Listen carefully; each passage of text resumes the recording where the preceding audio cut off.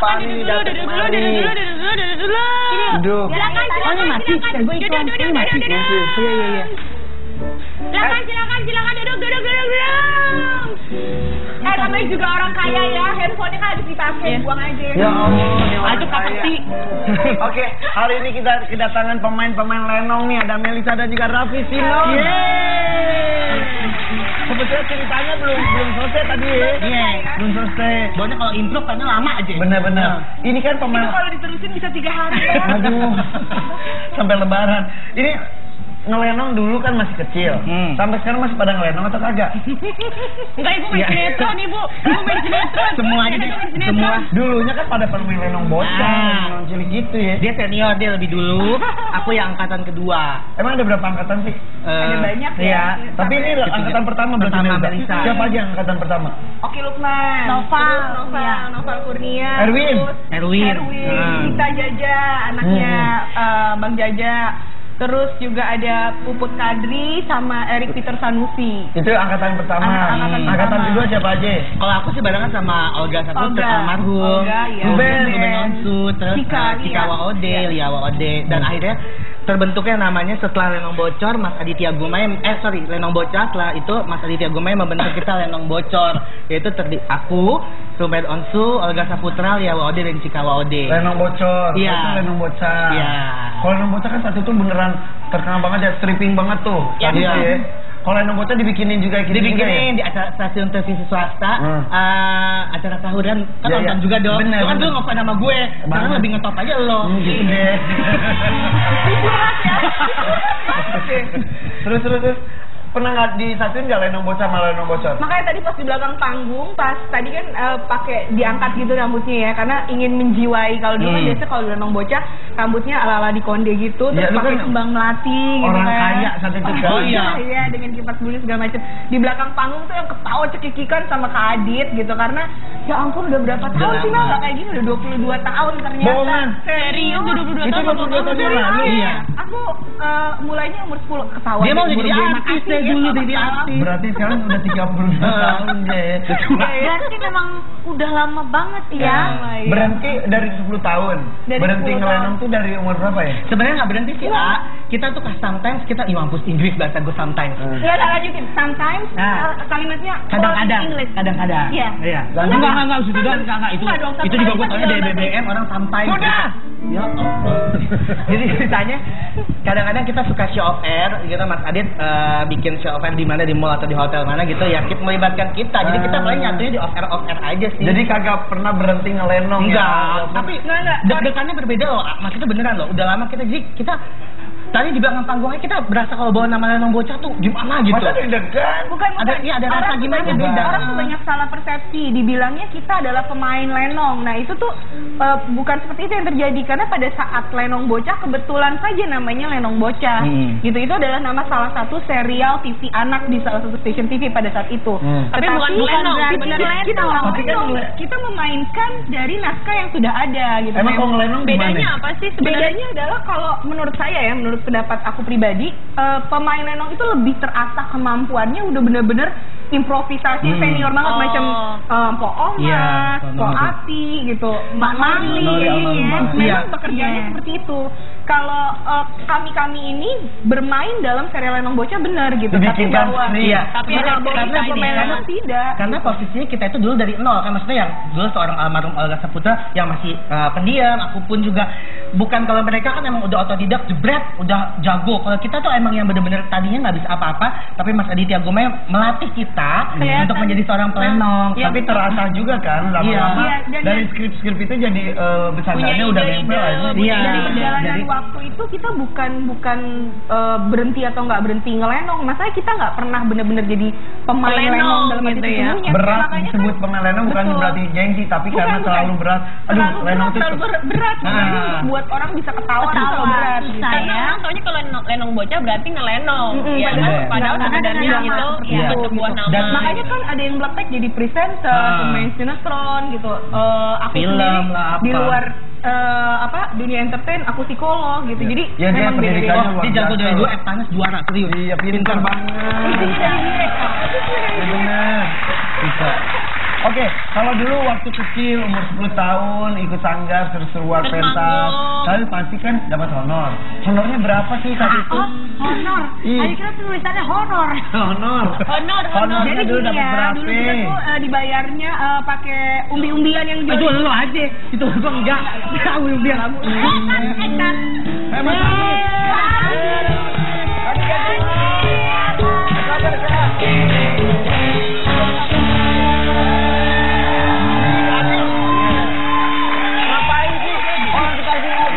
Ngapain dikat-kat jale? Iya, udah ngomongin honor. Iya. Ini dia ngasih honor nih. Harus dipotong. Ya, aibnya nggak pada dibuka. Emang bentar ini dari tadi kan pada main pantun, boleh dong pantun dikit? Boleh.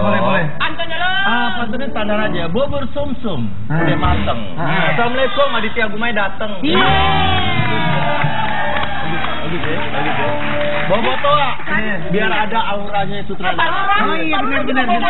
Enggak dong, bukan dong. Iya. Ini gimana? Lanjut ya, duduk ya, Bu.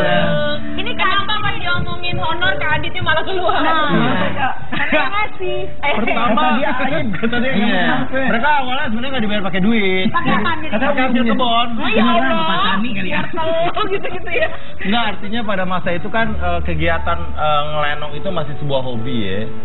Jadi honor itu mungkin urusan kesekian gitu. Ya. Dan apalagi pada saat itu juga stasiun TV-nya belum membayar artis sebesar yang sekarang. Oki Lukman berapa dan lain sebagainya berapa, dulu kan masih awal karir gitu kan. Ayu Ting Ting aja masih nyanyi di Kering-Kering Olala ya, Bu. Acara kita, Bu. Dulu. Kring Bukan. Itu lagunya emang lagunya benar. Kring Olala. Irfan Hakim masih nganter-nganterin itu tuh. Itu Widya Bandung. Anak Bandung. Ya sekarang jadi Siapa sih? Ada teman-teman model. penyiar Metro TV, sekarang penyiar di salah satu TV lah. Iya, kelihatan muka lu. Apa nih model? Model tapi Model. Sumpah demi Allah. Lu model? Masa sih? Model. Model apa? Coba lihat mukanya aja kayak Model. model. Model taekwondo.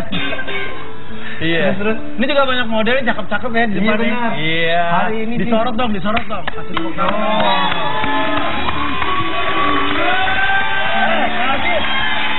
Bahasa kalian masih disorot. Di center deh Pak. Dia emang bener ya kalau orang Betawi. Iya, bener lah, disorot. Disorot kesian tuh penonton kan udah datang jauh-jauh. Iya benar. Jadi honor itu nomor sekian, yang penting hobinya tersalurkan dan Betul. Jadi efeknya saja honor tersebut ya, dan Iya kan keterkenalan pada akhirnya aja. acara Lenong Bocah sendiri merupakan jadi kayak semacam jembatan buat anak-anak itu bisa masuk ke dunia entertain, ya kan? Ya termasuk Olga, Ruben, Oki Lukman, dan kemudian Melissa Grace ini begitu di masa karirnya dia sempat akhirnya kuliah di cum laude loh. Cum laude loh, pinter banget. Hebat. Juara di SD aja udah, iya. Di SD aja udah juara Eptanas SD tingkat apa? Yang terbaik sedekai dunia. Enggak, sedekai. Yang Eptanas di Jakarta doang, Indonesia. Eptanas. Makanya. Jadi dia memutuskan setelah itu menjadi seorang psikolog gitu ya. Tapi saya telepon, Melissa, dunia kamu tuh sebenarnya nggak di dunia pekerjaan yang 9 to 5 gitu ya. Dia kebetulan kerja di sebuah sekolah. Kak Adit omongannya ngeri. Ngeri ya. Ada pentakelnya gitu ya. Iya. Nah, akhirnya Melissa balik lagi tapi juga masih praktek. Tapi sekarang tidak bekerja dari 9 to 5, tapi lebih ke arah praktek. Kan kalau praktek waktunya itu tergantung appointment dengan klien. By appointment. Psikolog tapi gurunya kayak begini gimana ya, Mbok? Orang curhatnya. Gimana sekali ya? Beda bencong. Oh iya, bahasa Betawi ya. Mel, aku nonton ya. Tapi berarti Gue udah tahu dah. Tapi berarti saat itu anak-anak Lenong Bocah itu walaupun sibuk bukan berarti pendidikannya terbengkalai, justru berprestasi semua ya. Justru Kak Adit tuh nggak pernah. Nah itu yang aku salut banget ya, Kak Adit itu bukan hanya mengajarkan bagaimana menjadi seorang entertain, tapi dia membentuk watak. Misalnya contoh-contoh kecilnya. Kalian kalau waktu itu masih kecil-kecil, jadi kalau manggil kayak mas-mas floor director, mbak-mbak pemakeup segala macam, harus pakai panggilan mbak atau mas. Nggak boleh lu gue ngomongnya, nggak sopan. Itu kan berarti mengajarkan anak untuk polite, untuk punya karakter, respect sama other people, kayak gitu kan. Terus kemudian sekolah, itu syuting tuh selalu sepulang sekolah. Itu makanya kenapa dulu waktu SD pun sekolahku ketat, itu nggak masalah karena Kak Adit memang selalu mengajarkan kita boleh ya ini, tapi kita juga harus punya intelijensi yang baik gitu supaya buat modal kedepannya dan karakter yang oke. Dan berarti contohnya ada di Melisa ya. Iya, iya. Dan saya juga kan saya lulusan dokter. Apa? Dokter hewan. Ya. Tapi Dokter hewan. Dokter hewan. Dia dokter di. hewan. Katanya nggak boleh disebutin, mau gimana sih? Hah? Aku dokter. Kan Oh iya, dokter gue nggak boleh hewan, disebutin. dokter Dokter ya? Tapi nggak boleh disebutin kalau dia adalah dokter Dokter hewan. hewan. Lebih ke dokter ya, lebih ke suster dia. Iya, nggak boleh disebutin kalau dia dokter hewan. Iya, nggak boleh. Oh ya ampun. Jadi nggak koki. Itu disebut berapa kali? Oh iya, Maaf ya Ki, nggak nyebutin lagi kalau dokter hewan. Iya, benar. Raffi itu Jangan lulusan lupa. dokter hewan. Iya. Karena kalau dia sakit dia pengen mengobati dirinya sendiri. Oh, berarti dia hebat ya, mana gue. Sudah berapa? Ini golongan Chihuahua. Ayo Mehmet dulu. Yuk pertanyaan lagi, yuk balik. Oke. Enggak ada. Tapi nih kita lihat Kak Adit ini dari dulu sampai sekarang wajahnya nggak pernah Segitu berubah aja, ya. bener. Tetap Makan anaknya nyambung. depan. Ya, soalnya dia tiap hari siram darah. Jenggot Gitu ya. Dia makannya itu makanan Ya, berformalin. alhamdulillah. Berarti Kak Adit itu awet Muda. Awet tua ya. Awet Kak Adit tua. ya? Dari dulu begini tampangnya. Karena dia tiap hari ketemu anak-anak kan, anak kecil. Tapi sampai sekarang masih jalan ya, Kak Adit? Masih sangat Anda baru ulang tahun kemarin yang ke-26.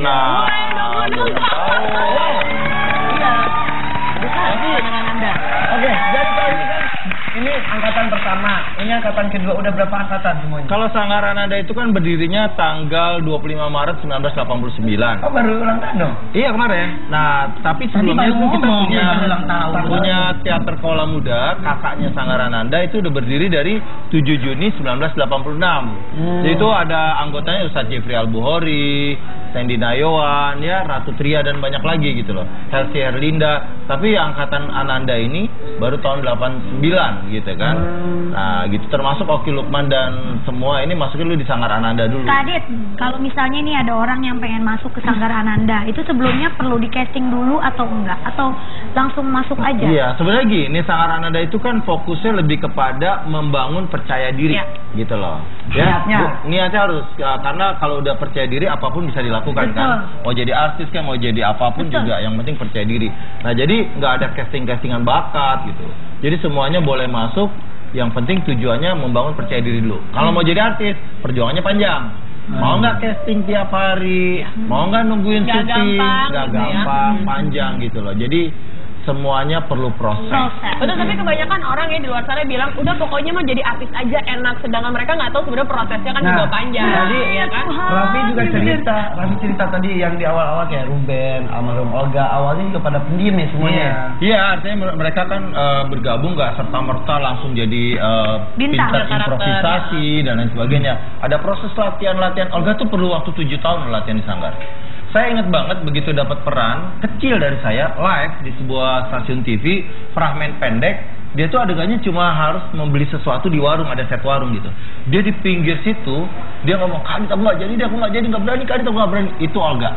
Padahal Itu adegannya cuma live, padahal cuma adegannya beli sesuatu di warung. Itu saya dorong dia sampai masuk ke dalam set, lalu, Pak, saya beli ini ya Pak ya, udah langsung kabur. Jadi dia masuknya juga, orang mah masuk mah kayak tadi ya enak gitu ya masuk. Dia masuknya tuh gini, wah kan di Langsung beli sesuatu kabur di pojok diam.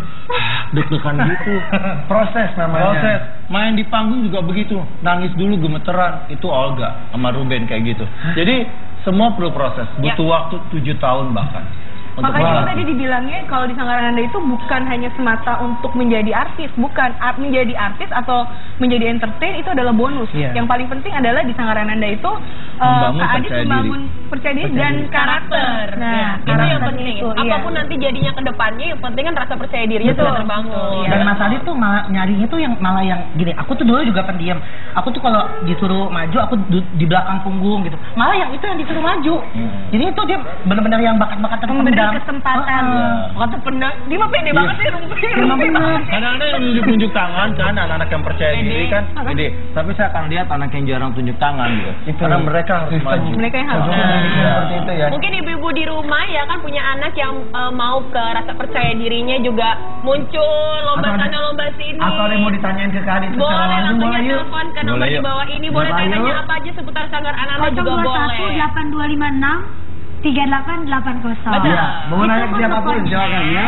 Kita kembali sesaat lagi dengan Kak Aditya Gumai dan anak-anak didiknya. Jangan kemana-mana, tapi ada aja. Iya, terima kasih. Menyaksikan ada aja.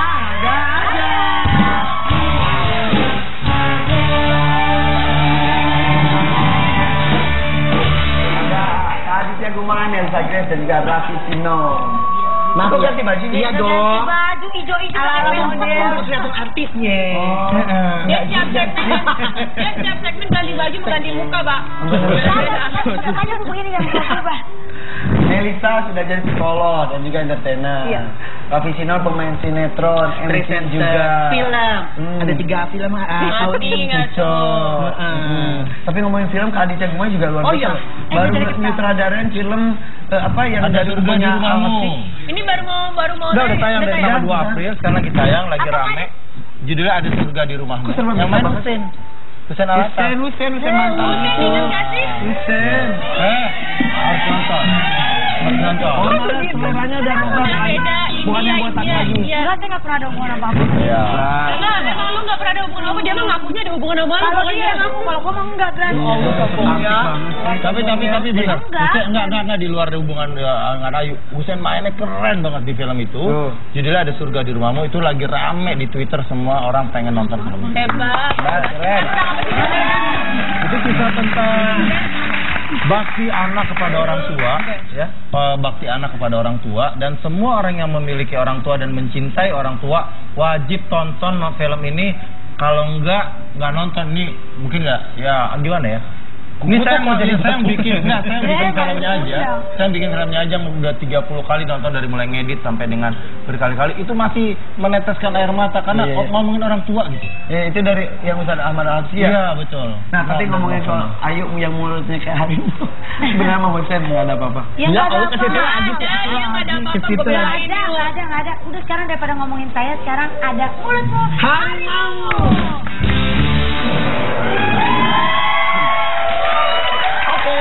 Kita akan tampilkan foto. Setiap foto yang tampilkan kita minta Raffi katakan satu kata saja mengenai foto tersebut. Satu kata. Melisa 1, Kak Adit 1. Kak Adit 1. Oke. 1, 2. Indri 1. Indri juga ikutan dia karena sebarin. Ya, enggak kan gue nggak ikutan. Nih segmen mancing keributan nih kayaknya. Ya. Gue udah deg-degan nih. Foto pertama. Oke. Silakan.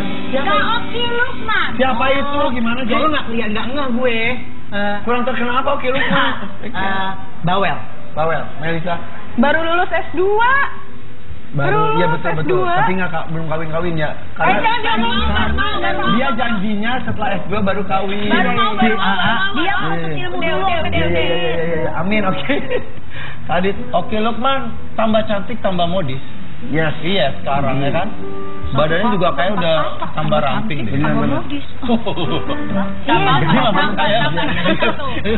Indri, emang bener. Indri, oke Lukman. Karena aku cucok. Oke. Pintar sih, Indri. Basa-basi banget sih. Lanjut. Foto kedua. Nih, namanya Tika Wahid.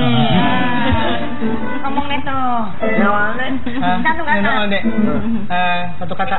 Janda. Anaknya lucu itu namanya Yoci dijualnya dia. Bukan anak asli pungut itu. Astagfirullahaladzim. Yoci yang suka dijual-jual di puncak. Nih yang pakai bocolan. Messi banget. Yoci yang ini lama makanya. Itu yang buat masak, Panci. Ini tuh yang di salon-salon. Lu tahu banget sih. Lu tahu banget tuh ada salah-salah sebanyak yang gitu. Padahal lu gak ada ide. Jangan. Oke. Aku Melisa. Melisa. Tika Waode ya Lia Waode itu udah kayak gencet gimana Adik kakak ya? Adik kakak. Emang. Tika Waode, kalau menurut saya pejuang. Pejuang. Pahlawan. Pejuang. Maksudnya? Saya tahu perjuangan dia. Sampai sekarang pun dia masih berjuang ya. Baik bagi orangnya. Baik untuk kehidupannya, untuk bisa mendapatkan berbagai kesempatan di dunia entertain. Jadi menurut saya dia pejuang. Dia patah semangat ya. Apapun coba. Tambahin satu senior yang pertama kali aku masuk pertama kali di Sanggar yang sangat welcome itu Cika. Jadi dia, hai nama kamu siapa? Lu ceritanya kayak marah ya sama orangnya. Enggak marah. Ini emang gue orang Batak soalnya emang gebu-gebu gitu. Oh Batak? Enggak bukan Batak. Batak tulang lunak kan. Ya gitu dia emang orangnya. Kayak Bandeng itu Pak. Welcome banget gitu. Kita lanjut. Ya kata dulu yang welcome Cika. Emang Melisa nggak welcome? Pernah ketemu. Belum ketemu. Beda Zaman. Berarti bersyukur lu nggak pernah ketemu dia. Oke. Tapi dia buliannya Olga sama Ruben. Buliannya Olga sama Ruben. Aku ibaratnya sama Mas Adit di lumayan hits lah di Sanggar gitu. Gara-gara Emang tuan pernah hits berdua. dia? Kita kan gue bilang di Sanggar. Enggak, aja dia lagi live. Bertiga ya. Iya. Saat itu di angkatan dia tuh Olga, almarhum Olga, Ruben, sama Raffi. Tapi yang mau tweet iya agak susah. Yang mana Berjuang mah. Iya benar. Selanjutnya foto ketiga. tuh di sebelah. Ini ada sama saya Ruben Onsu.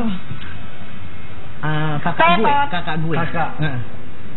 Kakak. Berarti lu adiknya Beltran juga.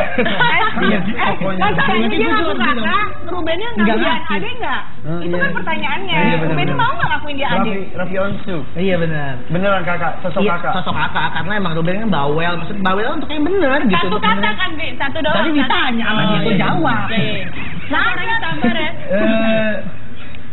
Terus ketawa. Gue serba salah, ngapain ditanya? Enggak dia Raffi Onsu. Tadi dikatanya Onasusun. Iya. Lagi Mas Adit nih. Gemuk banget lu. Oke, Melisa. Best friend. Really best friend. Low profile best friend. Everything. Oke. Dia Inggris yang ngomongnya. Iya. Dia biasa ngelenong di London. Cika Adit suka lucu loh kalau Dia pakai sutradara Inggris kan mana punya bahasa Inggris. Ya Adit, Iya. satu kata untuk Ruben. Ruben Onsu perfeksionis. Perfeksionis. Sampai sekarang kayaknya perfeksionisnya ya. Dia kalau udah mau ngerjain sesuatu tuh betul-betul mengerahkan seluruh jiwa dan raganya sampai ribet, sampai ngedit kadang-kadang pengen ngikut. Iya. Kadang orang lihatnya kayak cerewet, padahal emang itu adalah konseptor juga yang bagus. Kalau dia pengen muncul, aku harus pakai baju apa? Ini apa nih? Konsepnya gimana nih? Yang ini nih. Gua nggak mau sama ya nanti. Wah, gitu. Dia benar-benar Itu punya. kayaknya sampai sekarang kayak begitu tuh ya. Gracia, Ruben Onsu. Cuco. Tadi Cuco. Cuco lagi. Lu mah jeli. Dua kata diulang. Cari aman aja. Mana Ruben satu lagi boleh gak? Kita telepon. Bunda Dorce mungkin? Oh enggak. Aduh, berikutnya. Foto berikutnya. Oke. Tunggu. Kok musiknya dikasih begitu?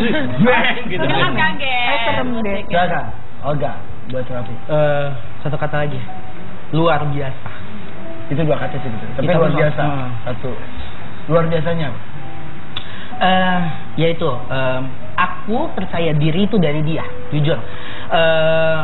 Sebenarnya satu angkatan kan enggak ya, Olga 97, aku 98. Dan di situ emang aku paling muda. Ruben Olga ini berdua yang makanya aku bilang Olga itu, aduh gue merinding ngomongnya. Olga itu menaikkan orang dari bulian. Karena gini, aku kan cadel. Dulu aku kan dikasih sama Mas Aditya Guma itu dialog tuh R ketemu R gitu kan. Itu setelah dia kayaknya dia janjian ke Mas Adit, pokoknya setiap aku dialog itu salah aja dan dia ngangkat Olga malah. Terus tangganya Mas Adit kan. Sengaja emang bikin lucu gitu.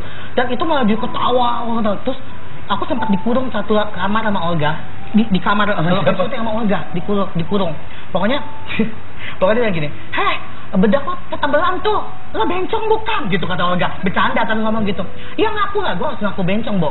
Gitu. Dipaksa bercanda tapi bencong bukan bencong. Gue cakap, "Iya, gue bencong." gitu. Bercanda. Lucu-lucuan. Oh, hati kali ya. Gitu. Iya gitu, dan itu yang buat jadi Mas Adit orangnya.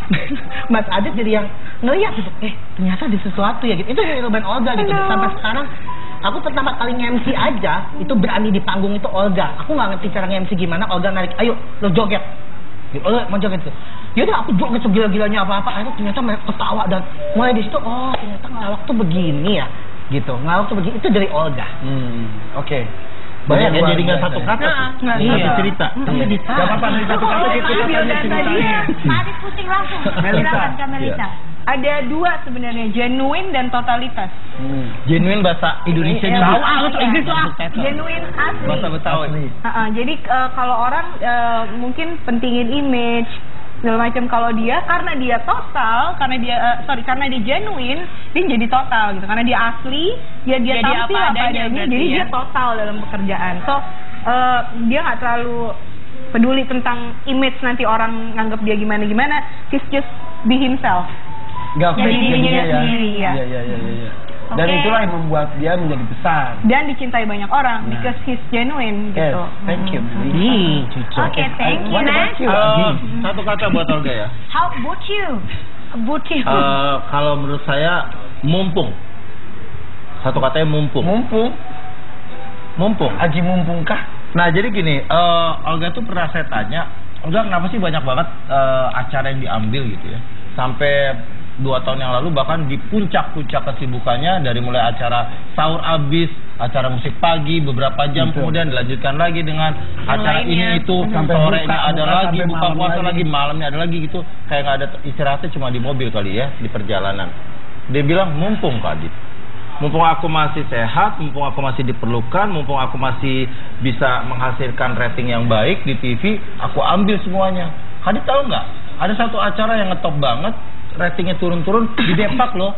Aku nanti mungkin akan mengalami masa itu. Sekarang mumpung semuanya masih memerlukan aku ambil semuanya. Berarti mumpung dalam hal yang positif berarti sebenarnya. Ya, artinya ya bisa jadi. Jadi ingat itu kemarin ketemu Koas juga pelatih. Jadi konya Kak Adit, kalau nggak ada Kak Adit ada Koas. Pengurus administrasi juga, Koas. Nah katanya Koas, Olga tuh sempat di masa puncak-puncaknya banget, puncak karirnya, sempat telepon Koas jam 4 pagi nangis-nangis. Kenapa nangis-nangis?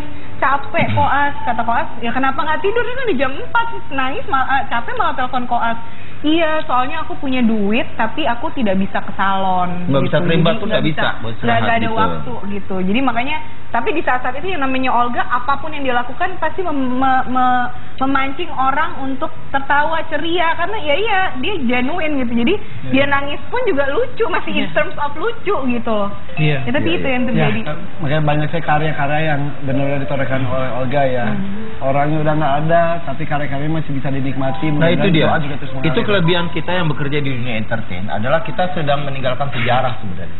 Ya kan? Kalau orang lain mungkin ke anak cucunya 50-60 tahun ke depan nggak bisa lihat videonya Irfan Hakim yang masih dengan celana yang cucok ini kan. Tapi 60 tahun ke depan tuh buyut gue tuh celananya lucu banget. Dia ada rekamannya di internet, beredar di video. Itulah kita keuntungannya bekerja di dunia entertain. Nah mungkin kita penasaran sebenarnya waktu itu almarhum seperti apa sih waktu di Lenong Bocah. Nah makanya ini kita lihat sejarah istilah kata Kak Adit dari Olga Saputra dan juga teman-teman di Lenong Bocah. Kita lihat yuk tayangan berikutnya. Itu walaupun bukan Lenong Bocah, acara Lenong Bocah, salah satu program.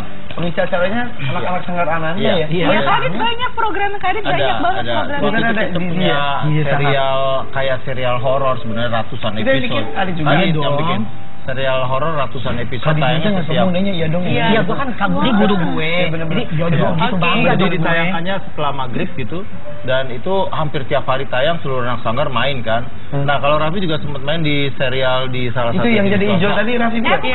Bukan. Itu juga main kan, aku juga main di. Oh iya main, tapi serial lain. Yang hijau tadi Luffy. Yang mana? Yang tadi Sahab. Tadi ada Gigi Sahab, juga ada Dude Herlino juga ya. Dude anak Sanggar juga. Bekti. Oh iya. Alvin Adam Arifin. Alvin Adam? Iya, tapi itu angkatannya Ustadz Jeffrey. Alvin Adam itu? Iya, penyiar TV. Iya itu. Sama Marcelino. Iya, Marcelino dan juga ya banyak sih sebenarnya. Kayak sekarang kalau yang lagi yang baru-baru ini Jessica Mila yang di itu ya, di TV yang serial yang ngetop itu juga. Kepuasannya apa sih Kak Adit melihat anaknya sukses, mendidik segala macam, terus ngelihat anak-anak didik pada berhasil? Sukses, Iya. Yang pasti saya senang karena tujuan saya menjadi jembatan bagi bakat-bakat yang luar biasa dari anak-anak itu tercapai. Itu satu. Kedua lagi saya juga senang karena saya bisa dengan, jadi gini, waktu saya mulai karir sebagai penulis skenario itu, ibu saya tuh melihat saya mengetik bermalam-malam, waktu itu masih SMP loh, ya. Hah? Dan SMP? iya, di kelas 1 SMP itu udah ngetik skenario buat waktu itu satu-satu stasiun TV di Indonesia, TVRI kan. Saya pinjam mesin tik tetangga, saya ngetik sampai malam, ditolak sama stasiun TV, diperbaiki lagi. Ibu saya bilang gini, kamu ngetik terus, mana hasilnya gitu? Saya bilang, saya udah bisa jawab waktu SMP. Hasil akan datang kalau kita mengerjakan segala sesuatu dengan baik. Pada saat itu saya udah bisa bilang gitu. Nah, sekarang ibu saya juga bilang, udah sekolah aja, karena sekolah itu kamu mendapatkan ijazah, dan ijazah itu nyawa kedua kamu. Saya udah bisa bilang, saya punya nyawa ketiga, yaitu bakat. Dan saya sekarang bisa membuktikan bahwa kita bisa hidup dengan nyawa ketiga kita, yaitu bakat. Termasuk anak-anak Sanggar Ananda semua yang berbakat, membuktikan pada orang tuanya bahwa bakat mereka juga bisa sama hebatnya dengan ijazah yang mereka dapatkan. Tapi ini kan Senang Alim itu udah cukup lama ya Kak Adit ya. Tapi kok bisa tahu sampai mendasar ini baru sekarang loh. Dan hebat, berarti dari SMP kelas 1 punya pemikiran seperti itu. Jadi dia turunin semua bakat-bakatnya ke anak-anak buahnya. Jadi kita meyakinkan kepada para orang tua kita bahwa anak yang berbakat itu barangkali memang ditakdirkan untuk bukan hidup dengan ijazahnya gitu. Tapi hiduplah dengan bakatmu. Kan ada orang yang ditakdirkan hiduplah karena warisan orang tuamu, hiduplah karena ijazahmu, karena sangat pintarnya ya. Ada anak-anak yang berbakat di dunia entertain, menurut saya hiduplah dengan bakatmu. Kata Tuhan mungkin begitu. Tapi kadang orang tua ya kekeh aja, sekolah. Dia melupakan mengembangkan bakatnya. Walaupun pendidikan juga sangat penting. Penting banget. Bakat juga nggak bisa diabaikan. Ya kan kita punya juga multiple intelligence. Nah, jadi ini sekolah ngomong. Jadi bukan cuma IQ doang, tapi juga ada EQ gitu, dan juga ada social intelligence juga. Nah, emotional intelligence dan social intelligence, kecerdasan sosial dan kecerdasan emosi ini yang kadang ya suka lupa diajarkan oleh baik orang tua ataupun guru-guru. Memang sekarang dengan kemajuan perkembangan pendidikan itu sudah mulai diajarkan pembentukan karakter di sekolah gitu. Tapi di zaman kita dulu masih kecil-kecil gitu, memang pembentukan karakter itu ya ini lewat Sanggar Ananda gitu. IQ dan SQ ya. Udah kita kan rendah, udah semuanya udah nggak usah diomongin IQ-nya. Itu juga pemisahan global juga paling pintar. Biasanya kerja di dunia entertain nih IQ dan SQ-nya itu pasti excellent gitu. Luar biasa ya, IQ, SQ. Nah, hebatnya Sanggarnya Kak Adit. Tepuk tangan kencang, wah dengan orang ketawa. Tapi ini nih, hebatnya Sanggar Kak Adit itu kalau bikin anak-anak itu jadi itu loh. Keluargaannya tinggi loh. Ibu kontrakan gitu ya. Ada semangatnya banget loh, pada belum makan.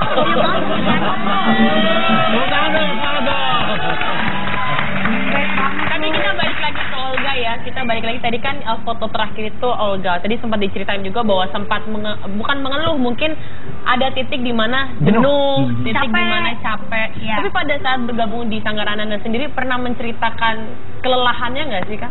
Selama ada di Sanggar. Ya itu tadi salah satu curhat yang di puncak kesibukannya ya gitu ya. Tapi saya sekarang jadi berpikir sebenarnya Olga itu kayak punya feeling naluri dasar. Kan ada di BB-nya juga kan tertulis kan, di statusnya terakhir gitu kan masih ada tulisan, saya masih nyimpen gitu kan, ya Allah sehatkan aku, panjangkan umurku.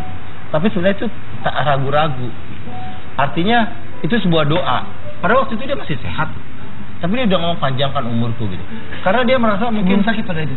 Belum sakit gitu, artinya ya masih ya up and down lah. Tapi dia minta panjangan umurnya karena kayaknya dia masih ada sesuatu yang perlu dia kejar untuk dia kumpulkan dan kemudian dia share kepada keluarganya. Karena kan niat utama dia terjun ke entertain salah satunya mengangkat derajat keluarga, gitu kan.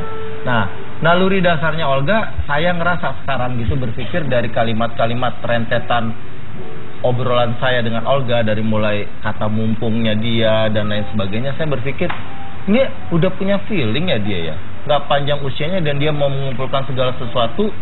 Artinya dia jadi kayak lilin yang menebarkan cahaya, penerangan, tapi rela hancur dan habis demi memberikan penerangan, rela habis untuk memberikan penerangan ke sekitarnya.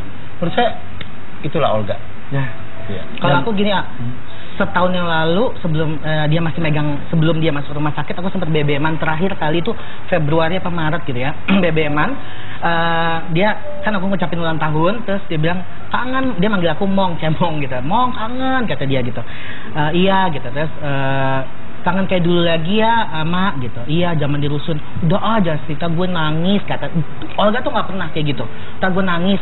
Terus akhirnya dia bilang gini, capek. Selesai. Capek. Aduh. Ya gitu lah pokoknya. Jadi kayak jadi Kak Adit bilang kayak seperti punya feeling, kayak seperti punya apa ya? Firasat yang punya firasat gitu ya kan. Ya kayak sudah sampai satu titik menyerah, tapi sudah dimasuk rutinitas yang nggak bisa dihentikan seperti itu ya. Ya, almarhum Olga sudah meninggalkan kita semua lebih dari 7 hari, sudah seminggu lebih, dan beberapa hari yang lalu juga pihak keluarga dan manajemen telah melakukan 7 hari kepergian Olga Saputra. Kita lihat dulu liputan. Ya, kita yang ditinggalkan hanya bisa menikmati karya-karya Olga dan mengirimkan doa. Insya Allah berharap mudah-mudahan Olga mendapatkan tempat terbaik di sisinya dan keluarga, teman-teman terdekat diberikan ketabahan. Ya. Amin. Berbicara mengenai almarhum, ini simpang siur kabar mengenai apa yang sedang terjadi, dan sama orang-orang terdekat pun tampak tidak bisa mengetahui hal sebenarnya. Kak Adit sendiri sempat menengokkah ke sana, Kak Adit? Cuma terakhir saya melihat Olga itu ya waktu di Pondok Indah, dan waktu itu ya udah lama, dan dia udah lagi tidur ya. Setelah itu saya bilang ke manajemen kalau nanti saya diperbolehkan lagi untuk lihat betul-betul ketemu, ngobrol, artinya dia lagi bangun ya, bukan lagi tidur gitu, tolong kabarin ya gitu. Tapi terus ya mungkin karena kesibukan Mbak Vera mengurus Olga lalu dipindahkan ke Singapura dan lain sebagainya, dan bahkan kami para pengurus sanggar sudah sempat beli tiket untuk pergi ke Singapura ya, ada sekitar 9 tiket kita udah beli gitu. Tapi kemudian teman-teman artis juga bilang ya nggak usah lah karena di sana nggak bisa masuk juga gitu. Akhirnya kita ngurungin niat itu, kita cancel semuanya. Dan sampai saat ini belum pernah ketemu lagi. Tapi saya tahu itu bukan semata-mata keputusan Mbak Vera. Ya. Saya tahu itu pasti ada kebijakan dari rumah sakit. Betul. Ya, karena kalau ketika di ICU tidak bisa sembarang orang masuk karena perlu ketenangan yang luar biasa. Ya. Beda dengan peraturan yang ada di sini ya. Takut membawa penyakit juga dari luar kan, dalam kondisi yang nggak fit, ya kan misalnya flu dan segala macam, malah menambah penyakit. Karena standar ICU itu emang berbeda dengan ruang rawat inap. Karena Papa juga sempat di ICU.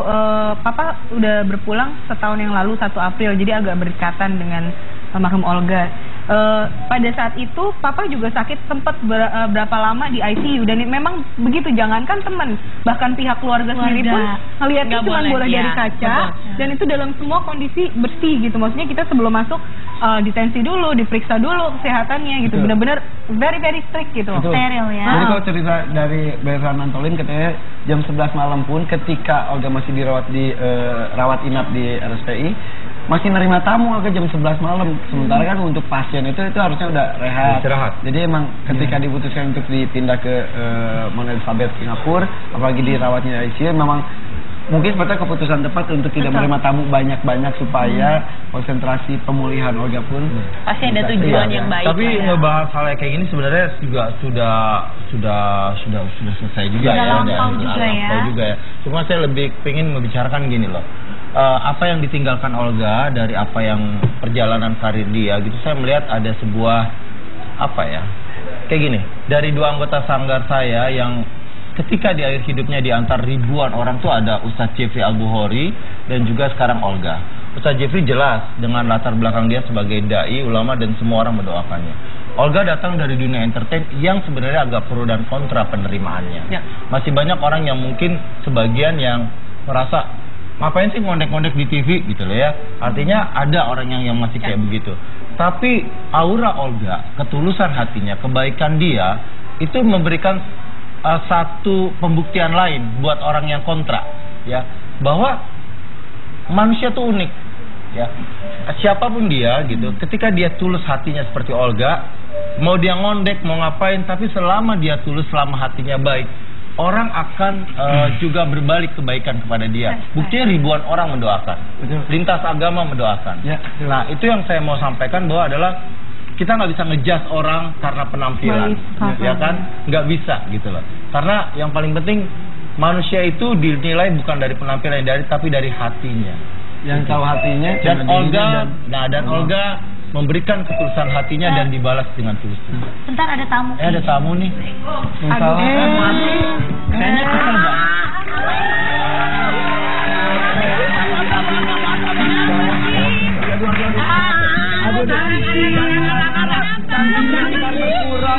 Cewek cantik iya. Tahu adik Hasiolan kenapa? Adik Hasiolan dong. Kenapa? Ih, masa? Si Ayu Ting Ting pakai dijodohin sama racun tikus gimana? Woi, apa-apa. Gua nggak sudi sakit. Udah, tabok lagi Mak. La ilaha illallah. Tadi di sini biar iba. Jangan. Udah. Lu kenapa mau sih pakai dijodohin pakai ondel-ondel begini? Kenapa protes? Emang kenapa? Gue punya anak, no. Gue mau jodohin juga, no. Apa Ayu Ting Ting? Sini lu. Mana yang mana? Anak gue. Udah pakai lari, gue gebak pulang balik. Ayo, lu malah kabur, ini ada jodoh. Ya udah, nanti kita akan lihat kira-kira Ayu mau terima jodohnya apa enggak. Jangan kemana-mana lagi. Ada.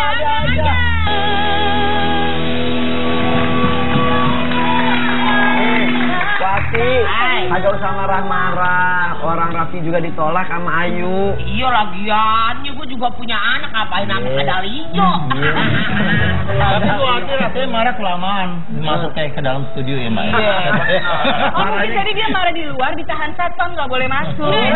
Sangat. Emang sebenarnya Wati kan nggak ada di sini. Oh nggak ada. Iya di sini. Nongkrong di depan. Ya Allah. Ya tuh, jangan begitu mak gue nih. Ini anak gue tau gak belain banyak nih anak gue. Iya benar. Anak gue kan anak tikus. Lu gue anak tikus sendirian. Semua dikatain rajin tikus sama dia. Wati sehat. Tepuk tangan dulu dong buat Wati. Wati kan punya lagu. Apa? Lagunya yang itu. Dede. Mampus. Nih lo dia. Kasih Mai. Gimana keren lagunya? Gimana ya? Lama-lama sih. Sabar Bu. Sedikit ya. Orang dagangan bisa buru-buru. Semuanya bisa kan? Apa hati? Udah kawin 3 kali. Yang pertama sama orang Banyuwangi. Yang kedua sama orang Pasir Kaliki. Yang ketiga baru kawin tinggal mati jadi lagi buat tetap. Udah kawin 3 kali. Masa lagi sih Allah yang pertama sama orang Banyuwangi. Yang kedua sama orang Pasir Kaliki. Yang ketiga baru kawin ditinggal mati jadi lagi buat tetap. Emang Dia doang yang bangga kawin 3 kali. iya bener, menyerah di 3 kali doang, kagak nyari lagi. 3 kali yang 3 kali udah amat sangat menyakitkan jadi ketawa. Jadi 3 kali lambaikan tangan ke kamera. Oh iya. Menyerah. Lempar aduk. Itu hebatnya orang entertain. Disakitin pun bisa tetap tertawa. Iya. Wati, nggak nyari lagi. Ya Allah udahlah, KTP bentar lagi seumur hidup. Gini, kucingnya 5. Iya, kucing garam. Iya. Wati, kemarin kalau kita ngelihat berita-berita tuh, Wati ada beberapa infotainment menghadiri pemakaman almarhumah Pok Nori ya? Iya. Itu seangkatan atau senior ya Pok Nori mah ya? Pok Nori mah udah 84, kalau Empok kan baru mau jelang 60. Duh, 60 banget. Jadi itu jauh banget sama Pok Nori? Jauh. Dipanggilnya juga Neng ya? Iya. Gimana dianggap anak? Sedekat apa sih? Ya dekat banget, kenalnya kan dari zaman tahun jebot. Masih manggung-manggung bareng di tempat hiburan-hiburan yang ada di kota Jakarta. Ketemunya emang di tempat kerja atau kenal sebelumnya juga? Dia ngelenong-lenong dulu kan sama Mandra, ngelenong juga. Beberapa kali. Ma Omas. sama Nasir, Bokir dulu kan. Itu tadi Melisa juga sempat ngomong bahwa disebut pemain lenong tuh berat karena emang apa ya? Butuh skills yang lebih tanpa skrip apa-apa hajar bisa berapa jam ngelawak, ngelucu. Sementara anak-anak lenong bocah pakai skrip, padahal juga itu perlu bakat tersendiri juga. Iya. Salah satunya ini bakat. Nah, kalau itu kan belajar. Kalau Po Ati sama almarhumah Po Nori gitu-gitu kagak ada belajarnya, sejeplak-jeplaknya aja. Salah satu walaupun dia anak, salah satu guruannya juga. Oh iya, alhamdulillah. Iya. Oh gitu. Jadi Po Ati pernah beberapa kali lah ikut program-program kita ya, Mak ya. Dikasih kepercayaan sedikit waktu itu sempat ngajar berapa. Hitungnya masih honorer. Datang sanggar gitu kan, berbagi sharing gitu ya. Tapi Mati ini termasuk seorang seniman Betawi yang menurut saya dekat dengan seluruh generasi. Generasi muda, lintas generasi semua. Alhamdulillah dan gak banyak bener. Iya benar ya, sampai anak bocah, sampai orang tua bisa masuk itu berkah loh. Berbagai kalangan. Status sosial loh. Kalau beliau menghibur bukan hanya untuk kalangan ngelenong di kampung-kampung, tapi bisa sampai ke tingkat yang tinggi juga. Oh jangan salah, di pulau aja Po Ati ya. Kita pernah siap bareng sama Olga gitu di satu pulau. Iya, kan Olga gue ngajak juga Rati. Iya, Po Ati IO-nya. Iya, gue IO-nya. Jadi dia artis juga. Iya, masalahnya aneh nyanyi, mereka MC. Nah berarti pandai menempatkan diri ketika di kalangan mana harus seperti apa, begitu pun yang lainnya. Tapi kalau yang namanya latah dimanapun tidak boleh hilang. Ya kodok lu. Maksudnya live awas. Untung kodok. Iya benar. Kodok. Tenang. Dimanapun kalau nyanyi itu latahnya tidak boleh hilang. Yang manggil mintanya begitu. Dan bahasanya juga nggak mau yang kakek diatur gitu, nggak mau. Maunya yang Po Ati. Po Ati dengan ciri khas latahnya. Kalau almarhumah Po Nori itu ciri khasnya suara yang sangat melengking. Di umur di umur berapapun dia kalau didandanin pasrah ya, dan mengikuti arahan sutradara. Itu lagi profesionalnya ya kan. Terus kalau syuting juga lucu. Waktu itu pernah satu sinetron bareng, kalau dateng tuh gitu bilang mas Raden, mana saudaranya, mana katanya gitu. Saudaranya datang, gue bilangin nih sama lu, gue cuma punya waktu 2 jam, gue mau show maksudnya. Siapa? Almarhumah Po Nori. Gue mau maksudnya show gitu. Udah 2 jam, Mak, tambahin lagi ya sininya gitu. Ampak dah gue udah ampak deh gue. Kan ada asma juga gitu. Jadi Betawian banget ya. Dan ini juga kalau Po Nori ya gitu kan masih dibacain tuh. Apa sih nih sinopsisnya gini. Kalau Po Ati dia ngerti, artinya dia tahu cerita juga. Walaupun kalau kagak bawa kacamata bacain juga deh. Iya sih sama jujur. Iya, kita capek bacainnya. Percaya atau enggak kebanyakan orang taunya aku buta huruf karena kalau dibacain nggak tahu kenapa lebih gampang nempel gitu. Padahal baca bisa ya. Bisa kalau baca itu ulang-ulang itu nggak masuk gitu. Iya. Tapi benar gue pengalaman syuting sama Po Ati 1 tahun. Dan 1 tahun itu gue bacain dia. Iya. Ini artinya apa? Asisten sih sebenarnya. Bacain. 1 tahunnya gue bacain dia skenario ya kan. Ya itu karena biasanya seperti itu ya. Saya belakangan Olga begitu loh. Jadi nggak mau baca naskah lagi, udah ceritain aja deh apa sih. Udah tua gitu. Nah kalau misalnya kita mengenang almarhumah Po Nori, yang kemarin Po Ati kan emang sempat datang ke sana, yang kita tahu kan bahwa almarhumah itu punya sakit asma, jadi sempat sesak nafas. Dan kalau misalnya ketinggalan sebenarnya kemarin bagaimana proses pemakamannya kita. Tampaknya di bulan-bulan awal tahun 2015 ini dunia hiburan Indonesia kehilangan beberapa orang bertalenta ya. Betul, ada Rinto Harahap, sama Alex Komang dulu dong. Rinto Harahap, terus Rinto Harahap, Tumbuhan, Yani Libel. Dan di minggu-minggu terakhir ini dunia komedi yang kehilangan. Terus Olga, terus Emak. Kalau misalnya Po Ati sendiri terakhir ketemu sama Manori kapan sih? Komunikasi sih minggu lalu dengar kabar katanya sakit, terus telepon. Assalamualaikum, itu kan yang selalu pegang handphonenya kan cucunya tuh. Yang paling dekat banget itu ya? Iya. Namanya Ros, bener mah sakit. Terus si Mak denger tuh saat yang telepon katanya, Po Ati, mana sini gue ngomong. Masih bisa ngomong, nggak apa-apa. Mak, dengar kabar katanya Mak sakit. Iya Neng, sakit apa Mak? Batuk pilek doang, katanya meriang dikit nih. Lah emang kenapa? Mak pulang dari puncak katanya, diajak jalan-jalan, pulang katanya meriang Neng, katanya disuruh dingin banget. Itu dirawat atau enggak sih? Kagak, orang di rumah. Kita batuk pilek doang, dia bilang Ya wajar, berarti itu sakit yang wajar biasanya gitu ya. Mak kalau Neng kesono mau dibawain apaan mak? Lah kamu repot-repot Neng datang aja mak udah girang banget katanya. Kalau ada rezeki mentahnya aja katanya. Ya ampun. Demi Allah nih cucunya juga dengar karena di speakerin. Iya main tahu lah kesono ya lah begitu dengar kabar beneran kesana tapi udah meninggal. Marah juga sama cucunya tuh Ros, lu kenapa nggak bilangin? Kan udah bilang kalau misalnya sakit biasanya si Ros kasih kabar. Ya Allah mak panik, ayo sendirian ngurusin sonok mari katanya. Ternyata sakitnya apa sih? Asma gitu anfal. Lagi parah. Gitu anfal masuk ke rumah sakit jam 1:30 malam, terus jam 8-nya nggak ada. Masuk rumah sakit itu anfal.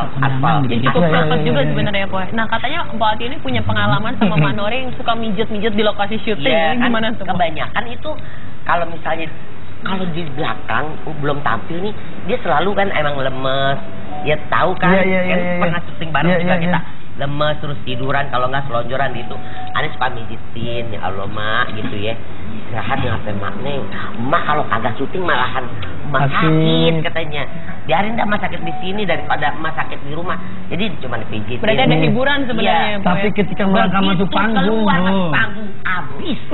habis gak acak teriak keluar tuh gitu. Begitu selesai sakit lagi itu kan syuting bareng langsung syuting bareng masuk rumah sakit. Jadi ada kan pakai motor beberapa keliling datang kelayangan ke belakang muntah masuk rumah sakit. Jadi padahal emang udah pulangnya besok. Nah kayak gitu. Jadi kalau di lokasi syuting juga nggak pernah merasakan sakit. Begitu keluar, wow. Itulah yang harus diwaspadai sama kita para penghibur ya. Memang kadang-kadang adrenalin kita tuh naik meningkat ketika kita sedang bekerja, sedang menghibur orang, ada di atas panggung megang mikrofon, udah lupa masalah hidup, euforia ya, kesehatan, euforia penonton kan begitu luar biasa. Tapi dia juga begitu sama. Kita semua gitu. Jadi kalau misalnya nggak ada job, meriang juga sama gitu. Meriang badannya apa dompetnya meriang semuanya. Tapi dia emang entertainer sejati ya. Aku pernah promo film sama Mama Nori kan di Purwakarta. Kita semua dijemput sama mobilnya produsernya naik Alphard gitu kan. Aku di depan ada almarhum Nazar Amir, aku di belakang. Mama Nori di paling belakang. Terus dia udah gitu. Kenapa ya? Neng, matiin ke AC Neng, emang gak kuat gitu. Itu mobil matiin AC jebret, langsung diam-diam bawa minyak angin, ternyata dia lagi dikerok di belakang sama cucunya. Tetap aja emang emak-emak gitu. Dan alhasil kita dari Jakarta sampai Purwakarta tanpa AC. Pada pakai mobil mewah. Ada mau pakai mobil mewah. Ya emang begitu kalau di belakang panggung setahu emak gitu ya emang kurang enak badan, tapi begitu tampil wah. Ya kan kita kalau di dunia entertain karena kita menyukai bidang ini ya sesuai hobi dan bakat kita, segala sesuatu yang dikerjakan karena hobi dan bakat kan sebenarnya bukan bekerja. Iya betul. Menjalankan hobi. Ya menjalankan hobi dan bakat dan dibayar kan asik. Betul. Dan akhirnya nggak hitung-hitungan waktu dan seru-seruan, mengeluarkan seluruh energi, tiba-tiba plak aja sakit. Iya. Nggak berasa itu ya. Nah, kalau Melisa tadi katanya punya pengalaman dengan tragedi tisu. Itu apa yang kemarin? Itu. Jadi kan dulu tuh pernah beberapa kali jalan sama Koko Betran, sama Ruben, sama almarhum Olga. Kita jalan-jalan di salah satu mall yang lagi hits banget pada saat itu. Dekat sama Sanggar mallnya. Dekat sama Sanggar. Udah Plaza Senayan. Nah terus mereka tuh berdua, Ruben sama Olga tuh memang benar-benar udah kayak sepasang sepatu ya, kanan kiri, lubang hidung kanan kiri, sendok garpu. Jadi kayaknya improvisasi mereka itu bukan hanya pada saat di panggung, tapi di semua tempat. Misalnya aja kayak ketemu kayak map di Plaza Senayan, peta di Plaza Senayan, langsung tuh berdua berdiri langsung, oke, pemirsa, nominasinya artis pendatang baru terbusuk. Padahal di depan orang di tempat restoran kan suka di depannya ada itu tuh. Iya, dia berdiri di mana tempat. Sementara kan orang yang jalan kan ngeliatin aja. Sementara pada saat itu Koko Betran lagi hits-hitsnya, lagi naik banget gitu. Terus kita juga ada program Pringolala ke Lenong Bocah. Jadi orang tuh pada ngeliat ke kita, tapi kitanya antara ini temen, tapi kita juga malu ya. Aku temen tuh gimana gitu. Nah sama terkait dengan tisu itu. Tisu tuh kadang-kadang gitu. Kan aku suka kadang-kadang dia nggak ngumpulin juga Kadit. Dia kadang-kadang suka minta tisu dari tasku juga. Bagi tisu dong gitu. Ya aku pikir 1, 2. Nggak semuanya. Jangan semuanya. Semuanya terus dia itu kan di Plaza Senayan tuh ada eskalator. Dia dirilah itu di eskalator gitu ya, di paling bawah eskalator. Terus dia bagiin ya, oke Bapak Ibu terima kasih sudah bergabung bersama penerbangan kami. Bagi-bagi satu. Semua orang dapat. Sementara orang dipaksa kalau misalnya nggak mau, kadang-kadang digini-gini, kalau dia nggak mau juga kadang-kadang dibuang gitu. Jadi menghibur tidak hanya dalam waktu bekerja saja, keseharian pun Olga maupun almarhumah Pok Nori juga menghibur dan kalian apapun juga ya. Bukan dalam keadaan syuting aja, betul. Luar biasa. Yaudah, kita masih banyak cerita mengenai almarhum Olga dan juga almarhumah Pok Nori dengan orang-orang terdekatnya. Jangan kemana-mana. Tetap di ada-ada aja. Tadi Pak Ati sempat bercerita ketika almarhumah Pok Nori sakit, ditelepon katanya sakit biasa aja. Maka ketika almarhumah meninggal ada menegur anaknya, kenapa kagak ngasih tahu? Ada kadang-kadang suka gitu ya, ketika orang yang sudah nggak ada sedikit penyesalan kenapa nggak melakukan apa, kenapa nggak mengatakan apa. Oh, andai masih ada mau menyampaikan apa buat almarhum? Dan belum sempat kesampaian. Iya, cuma mau ngucapin terima kasih aja. Paling tidak udah dikasih pelajaran banyak. Karena katanya nggak pelit ilmu ya. Kesana kemari itu zaman dulu diajak manggung, paling nggak kan jam terbangnya termasuk dari Pok Nori juga buat ngelenong, buat manggung, buat ditonton sama segitu orang banyak kan zaman dulu belum seberani sekarang gitu. Jadi dapat banyak jasanya. Jadi mungkin yang belum tersampaikan ucapan makasih secara langsung. Secara langsung, betul. Adit mewakili nih, mewakili teman-teman untuk almarhum Olga. Almarhum Olga dan Pok Nori ya. Buat saya pribadi, buat kami semua yang bekerja di entertain dan kemudian akhirnya wafat di dalam satu lingkungan entertain, dalam sebuah pekerjaan entertain ya, buat saya itu insya Allah merupakan kebahagiaan tersendiri. Karena ketika kita hidup sesuai pilihan hati ya, itu penting banget, hidup sesuai pilihan hati.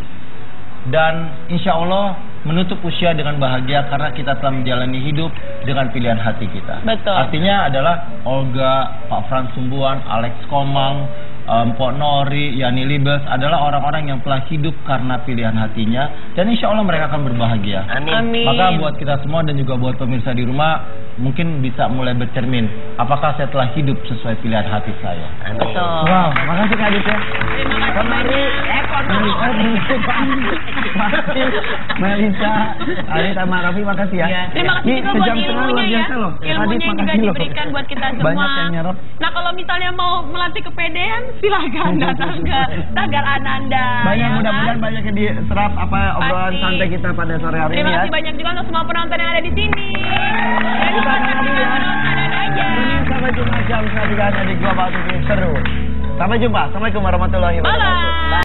Apalagi dirawatnya ICU, memang mungkin sebetulnya keputusan tepat untuk tidak menerima tamu banyak-banyak supaya konsentrasi pemulihan Olga pun pasti ada tujuan yang baik. Tapi ngebahas hal kayak gini sebenarnya juga sudah selesai juga ya. Lampau juga ya. Cuma saya lebih pengen membicarakan gini loh. Apa yang ditinggalkan Olga dari apa yang perjalanan karir dia gitu, saya melihat ada sebuah kayak gini, dari dua anggota sanggar saya yang ketika di akhir hidupnya diantar ribuan orang tuh ada Ustadz Jeffrey Al-Bukhari dan juga sekarang Olga. Ustadz Jeffrey jelas dengan latar belakang dia sebagai dai, ulama, dan semua orang mendoakannya. Olga datang dari dunia entertain yang sebenarnya agak pro dan kontra penerimaannya. Masih banyak orang yang mungkin sebagian yang merasa ngapain sih ngondek-ngondek di TV gitu loh ya. Artinya ada orang yang masih kayak begitu. Tapi aura Olga, ketulusan hatinya, kebaikan dia itu memberikan satu pembuktian lain buat orang yang kontra ya, bahwa manusia tuh unik ya. Siapapun dia gitu, ketika dia tulus hatinya seperti Olga, mau dia ngondek mau ngapain, tapi selama dia tulus, selama hatinya baik, orang akan juga berbalik kebaikan kepada dia. Buktinya ribuan orang mendoakan, lintas agama mendoakan. Nah, itu yang saya mau sampaikan, bahwa adalah kita nggak bisa ngejudge orang karena penampilan, ya kan? Nggak bisa gitu loh. Karena yang paling penting, manusia itu dinilai bukan dari penampilan, tapi dari hatinya. Yang tahu hatinya. Dan Olga memberikan ketulusan hatinya dan dibalas dengan tulus. Bentar, ada tamu. Ada tamu nih. Kayaknya kesel banget.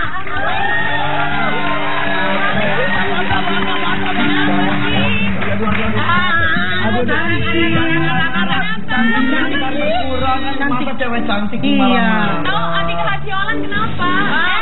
Kita ikat kekolan dong. Kenapa? Ih, masa si Ayu Ting Ting pakai dijodohin sama racun tikus gimana? Woi,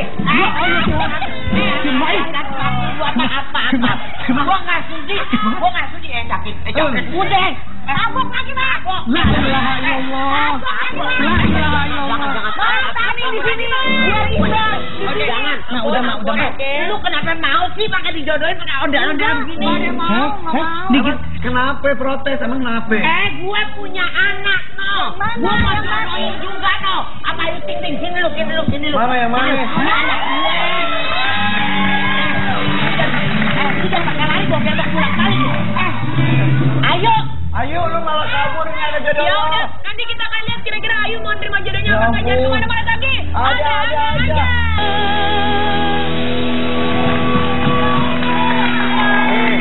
Wati, agak usah marah-marah. Orang Raffi juga ditolak sama Ayu. Iya lagiannya gue juga punya anak, ngapain anak kadal hijau. Tapi Bu Ati rasanya marah kelamaan masuk kayak ke dalam studio ya Mbak. Oh mungkin tadi dia marah di luar, ditahan satpam nggak boleh masuk. Sama. Emang sebenarnya Bu Ati kan nggak ada di sini. Oh nggak ada. Dia di sini. Nongkrong di depan. Ya Allah. Iya tuh, jangan begitu mak gue nih. Ini anak gue tau nggak, belain banyak nih anak gue. Iya benar. Anak gue kan Iya. tikus. Lu gue kasih sendirian. Oh, semua dikatain rajin tikus sama dia. Wati sehat. Tepuk tangan dulu buat Wati. Bu Ati kan punya lagu. Apa? Tiga kali. Mampus. Nih lo dia. Kasih main. Keren lagunya. Mikir mana ya, lama-lama sih. Sabar Bu. Dikit ya. Orang dadakan kita buru-buru. Semuanya bisa kan? Ampo Ati udah kawin 3 kali. Yang pertama sama orang Banyuwangi. Yang kedua sama orang Pasir Kaliki. Yang ketiga baru kawin ditinggal mati dan lagi buat tetap. Udah kawin 3 kali. Masa lagi sih Allah yang pertama sama orang Banyuwangi. Yang kedua sama orang Pasir Kaliki. Yang ketiga baru kawin ditinggal mati ambil lagi buat tetap. Emang Dia doang yang bangga kawin 3 kali. iya bener. Menyerah di 3 kali doang. Kagak 3 kali kali lagi. doang. 3 kali yang 3 kali udah amat sangat menyakitkan sih. Tambah. Jadi yang 3 kali lambaikan tangan ke kamera. Oh iya. Lempar handuk. Itu hebatnya orang entertain. Disakitin pun bisa tetap tertawa. Iya. Wati, nggak nyari lagi. Ya Allah udahlah, KTP bentar lagi seumur hidup. Gini, kucingnya 5. Iya, kucing garong. Iya. Pasti kemarin kalau kita ngelihat berita-berita tuh, Wati ada beberapa infotainment menghadiri pemakaman almarhumah Pok Nori ya. Iya. Itu seangkatan atau senior ya Pok Nori mah ya? Pok Nori mah udah 84, kalau Empok kan baru mau jelang 60. Duh, 60 banget. Jadi itu jauh banget sama Pok Nori. Jauh. Dipanggilnya juga Neng ya? Iya. Karena dianggap anak. Sedekat apa sih? Ya dekat banget, kenalnya kan dari zaman tahun jebot. Masih manggung-manggung bareng di tempat hiburan-hiburan yang ada di kota Jakarta. Ketemunya emang di tempat kerja atau kenal sebelumnya juga? Yang lenong-lenong dulu kan sama Mandra, lenong juga. Sama Omas, sama Nasir, Bokir dulu kan. Itu tadi Melisa juga sempat ngomong bahwa disebut pemain lenong tuh berat karena emang apa ya? Butuh skills yang lebih betul. Apa? Tanpa skrip apa-apa gitu, hajar bisa berapa jam ngelawak, ngelucu. Sementara anak-anak lenong bocah pakai skrip. Padahal juga itu perlu bakat tersendiri juga. Iya. Salah satunya ini bakat. Nah, kalau itu kan belajar. Kalau Po Ati sama almarhumah Pok Nori gitu-gitu. Kagak ada belajarnya, sejeplak-jeplaknya aja. Salah satu walaupun dia anak, salah satu guru aneh juga. Oh iya, alhamdulillah. Iya. Oh gitu. Jadi Po Ati pernah beberapa kali lah ikut program-program kita ya, Mak ya. Dikasih kepercayaan sedikit waktu itu sempat ngajar berapa. Hitungnya masih honorer. Datang sanggar gitu kan, berbagi sharing gitu ya. Tapi Mati ini termasuk seorang seniman Betawi yang menurut saya dekat dengan seluruh generasi. Generasi muda, lintas generasi semua. Alhamdulillah dan nggak banyak. Iya benar ya, sampai anak bocah, sampai orang tua bisa masuk itu berkah loh buat berbagai kalangan. Status sosial loh. Kalau beliau menghibur bukan hanya untuk kalangan ngelenong di kampung-kampung, tapi bisa sampai ke tingkat yang tinggi. Tinggi juga. Nah, jangan salah, di pulau aja Po Ati ya. Kita pernah siaran sama Olga gitu di satu pulau. Iya, kan Olga gue ngajak juga rata. Iya, Po Ati IO-nya. Iya, gue IO-nya. Jadi dia artis juga. Iya, masalahnya aneh nyanyi, mereka MC. Nah berarti pandai menempatkan diri ketika di kalangan mana harus seperti apa, begitu pun yang lainnya. Tapi kalau yang namanya latah dimanapun tidak boleh hilang. Ya kodok lu. Maksudnya live awal. Untung kodok. Emang apa? Dengerin kodok. Tenang. Dimanapun kalau nyanyi itu latahnya tidak boleh hilang. Yang manggil mintanya begitu. Dan bahasanya juga nggak mau yang pakai diatur gitu, nggak mau. Maunya yang Po Ati. Po Ati dengan ciri khas latahnya. Kalau almarhumah Po Nori itu ciri khasnya suaranya sangat melengking. Di umur di umur berapapun dia kalau didandanin apa pasrah ya, dan mengikuti arahan sutradara hebatnya profesionalnya ya kan. Terus kalau syuting juga lucu. Waktu itu pernah satu sinetron bareng, kalau datang tuh gitu bilang mas Raden, mana saudaranya, mana saudaranya, mana katanya gitu. Saudaranya datang, gue bilangin ya sama lu, gue cuma punya waktu 2 jam, gue mau show maksudnya. Siapa? Almarhumah Po Nori. Gue mau katanya, maksudnya show gitu. Udah 2 jam, Mak tambahin lagi ya scene-nya gitu. Ampak dah gue udah ampak deh gue. Kan ada asma juga.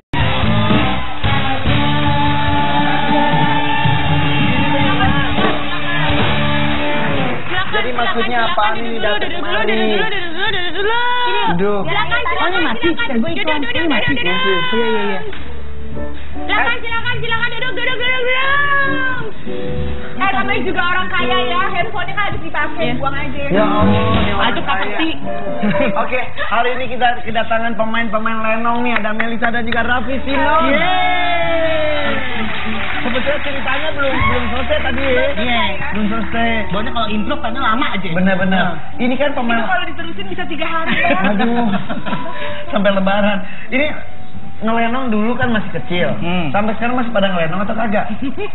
Enggak, Ibu main sinetron, Ibu. Ibu main sinetron. Semuanya semua. Dulunya kan pada main lenong bocah, cilik gitu ya. Dia senior, dia lebih dulu.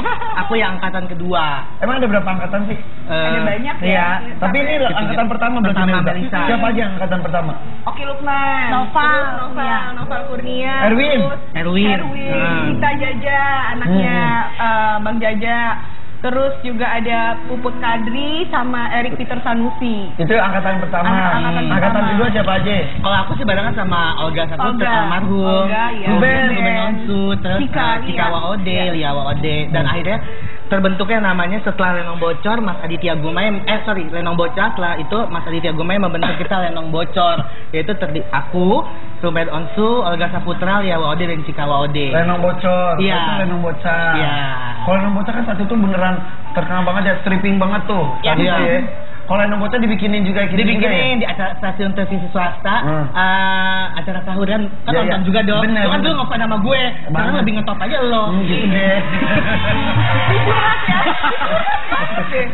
Terus pernah nggak disatuin nggak Lenong Bocor sama Lenong Bocor? Makanya tadi pas di belakang panggung, pas tadi kan pakai diangkat gitu rambutnya ya, karena ingin menjiwai. Kalau dulu kan biasa kalau Lenong Bocor rambutnya ala-ala di konde gitu, terus pakai kembang melati gitu orang kan. Orang kaya saat itu kan.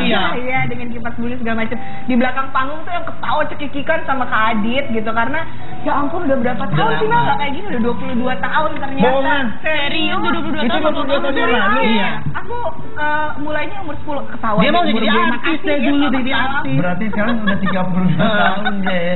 Berarti memang udah lama banget ya. Berhenti dari 10 tahun. Berhenti ngelenong tuh dari umur berapa ya? Sebenarnya nggak berhenti sih, kita tuh sometimes kita mampus Inggris bahasa gue sometimes. Iya, tak lanjutin. Sometimes kalimatnya kadang-kadang. Iya. Enggak, enggak, itu juga gue tanya dari BBM orang sometimes. Sudah. Ya Allah.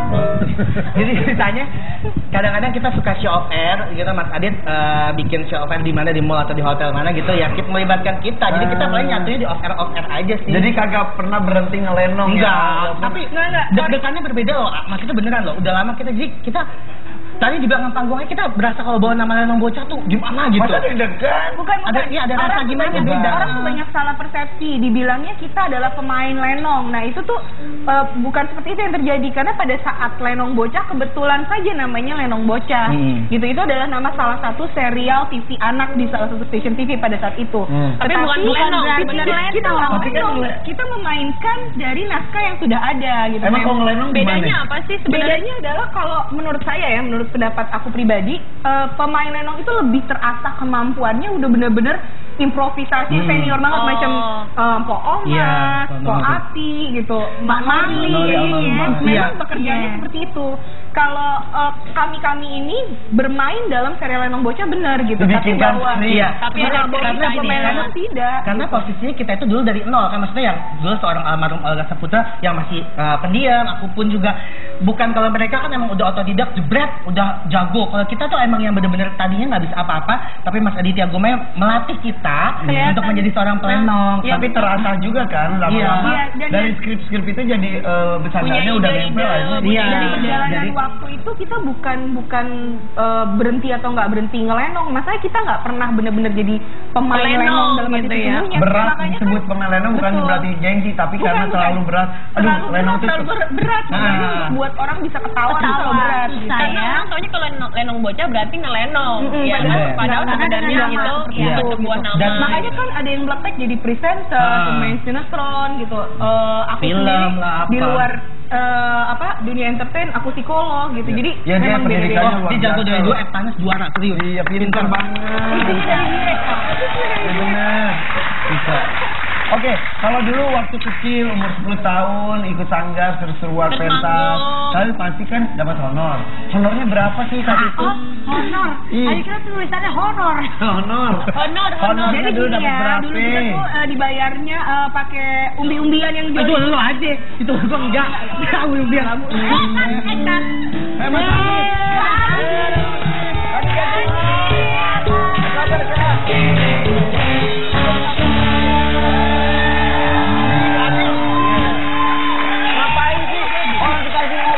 ngapain dikat-kat jalan? Iya, udah ngomongin honor. Iya. Ini dia ngasih honor nih. Harus dipotong. Saya aibnya nggak pada kebuka.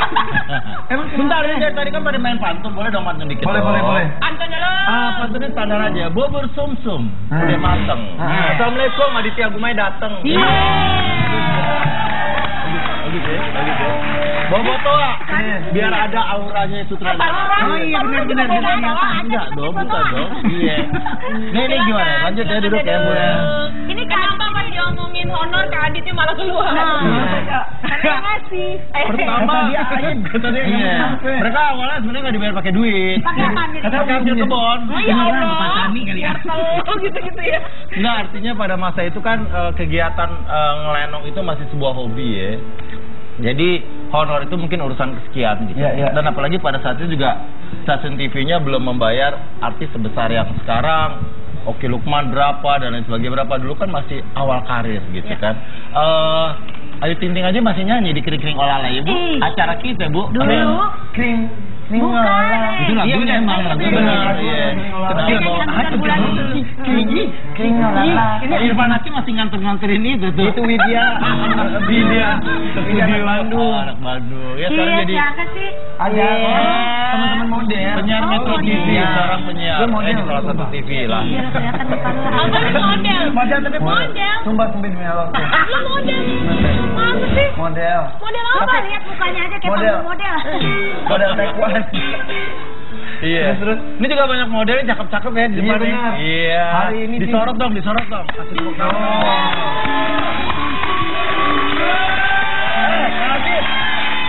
Bahasa kalian masih disorot. Di center deh Pak. Di center. Ya emang bener ya kalau orang Betawi. Iya, bener lah, disorot. Disorot kesian tuh penonton kan udah datang jauh-jauh. Iya benar. Jadi honor itu nomor sekian, yang penting hobinya tersalurkan dan Betul. Jadi efeknya saja honor tersebut ya. Dan Iya kan terkenalan pada akhirnya aja. acara Lenong Bocah sendiri merupakan jadi kayak semacam jembatan buat anak-anak itu bisa masuk ke dunia entertain, ya kan? Ya termasuk Olga, Ruben, Oki Lukman dan kemudian Melissa Grace ini begitu di masa karirnya dia sempat akhirnya kuliah di cum laude loh. Cum laude loh, pinter banget. Hebat. Di SD aja udah di SD aja udah juara Eptanas SD tingkat apa? Yang terbaik se-DKI dunia. Enggak, se-DKI. Yang Eptanas di Jakarta doang, di Indonesia. Eptanas. Makanya. Jadi dia memutuskan setelah itu menjadi seorang psikolog gitu ya. Tapi saya telepon, Melissa, dunia kamu tuh sebenarnya nggak di dunia pekerjaan yang 9 to 5 gitu ya. Dia kebetulan kerja di sebuah sekolah. Kak Adit omongannya ngeri. Ngeri ya. Ada pendatang nih gitu ya. Iya. Nah, akhirnya Melissa balik lagi tapi juga masih praktek. Tapi sekarang tidak bekerja dari 9 to 5, tapi lebih ke arah praktek. Kan kalau praktek waktunya itu tergantung appointment dengan klien. Bayar appointment. Psikolog tapi gurunya kayak begini gimana ya, Bu? Orang curhatnya. Gimana sekali ya? Pakai bahasa Betawi ya. Mel, aku nonton Mel. Tapi berarti gue udah tahu. Tapi berarti saat itu anak-anak Lenong Bocah itu walaupun sibuk bukan berarti pendidikannya terbengkalai, justru berprestasi semua ya. Justru Kak Adit tuh nggak pernah. Nah itu yang aku salut banget ya, Kak Adit itu bukan hanya mengajarkan bagaimana menjadi seorang entertain, tapi dia membentuk watak. Misalnya contoh-contoh kecilnya. Kalian kalau kan waktu itu masih kecil-kecil, jadi kalau manggil kayak mas-mas floor director, mbak-mbak pemakeup segala macam harus pakai panggilan mbak atau mas. Nggak boleh lu gue ngomongnya, nggak sopan. Itu kan berarti mengajarkan anak untuk polite, untuk punya karakter, respect sama other people, kayak gitu kan. Terus kemudian sekolah, itu syuting tuh selalu sepulang sekolah. Itu makanya kenapa dulu waktu SD pun sekolahku ketat, itu nggak masalah karena Kak Adit memang selalu mengajarkan kita boleh ya ini, tapi kita juga harus punya intelijensi yang baik gitu supaya buat modal kedepannya dan karakter yang oke. Dan berarti contohnya ada di Melissa ya. Iya. Dan banyak Saya juga kan saya lulusan dokter. apa? Dokter hewan. Ya. Tapi Dokter hewan. Dokter Heo. Dia dokter di. Saya nggak boleh disebutin, mau gimana sih? Hah? Aku dokter. Oh iya, gue nggak boleh disebutin. Dokter ya? Tapi nggak boleh disebutin kalau dia adalah dokter hewan. Lebih ke dokter ya? Lebih ke suster dia. Nggak boleh disebutin kalau dia dokter hewan. Iya, nggak boleh. Oh ya ampun. Jadi nggak koki. itu disebut berapa kali? Oh iya. Maaf ya Ki, nggak nyebutin lagi kalau dokter hewan. Itu nyebut lagi. Iya lagi benar. Raffi itu lulusan dokter hewan. Iya. Karena kalau dia sakit dia pengen mengobati dirinya sendiri. Oh, berarti dia hebat ya. Gue. Sudah berapa? Ini golongan jiwawa. Ayo Mehmet mulut. Yuk pertanyaan lagi, yuk balik. Enggak. Tapi nih kita lihat Kak Adit ini dari dulu sampai sekarang wajahnya nggak pernah Segitu berubah aja, ya. bener. Tetap Makan anaknya minyak berubah Ya, ya. soalnya dia tiap hari siram darah. Ya. Dia makannya itu makanan Ya, berformalin. alhamdulillah. Berarti Kak Adit itu awet Muda. Awet tua ya Awet Kak tua. Adit ya. Dulu begini tampangnya. Karena dia tiap hari ketemu anak-anak kan, anak-anak kecil. Tapi sampai sekarang masih jalan ya, Kak Adit? Masih sangat Anda baru ulang tahun kemarin yang ke-26.